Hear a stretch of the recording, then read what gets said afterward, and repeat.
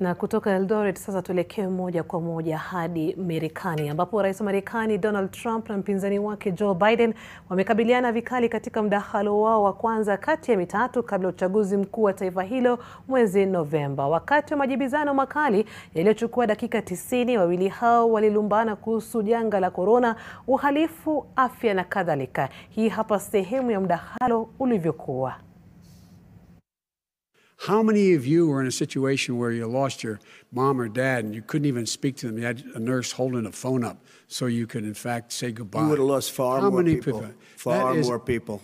And, you would have been. And by the way, your own, his own CDC director says we could lose as many as another 200,000 people between now and the end of the year. And he held up. He said, if we just wear a mask, we can save half those numbers. Just a mask. A lot of people died. And a lot more are going to die unless he gets a lot smarter, a lot quicker. So, Mr. President? Did you use the word smart? So you said you went to Delaware State, but you forgot the name of your college. You didn't go to Delaware State. You graduated either the lowest or almost the lowest in your class. Don't ever use the word smart with me. Don't ever use that word. Oh, give me a break. Because you know what? There's nothing smart about you, Joe. 47 years, you've done nothing. Let's have this debate. And if you would have had, let me just tell you something, Joe.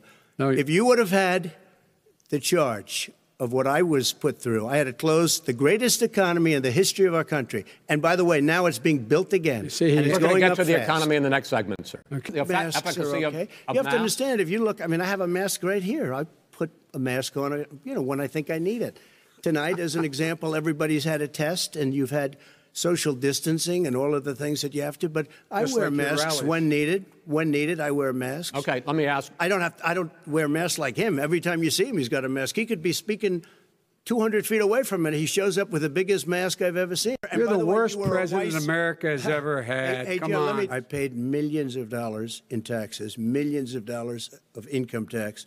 And let me just tell you, there was a story in one of the papers. I paid $38 million 1 year. I paid $27 million. Show us your tax returns. I went.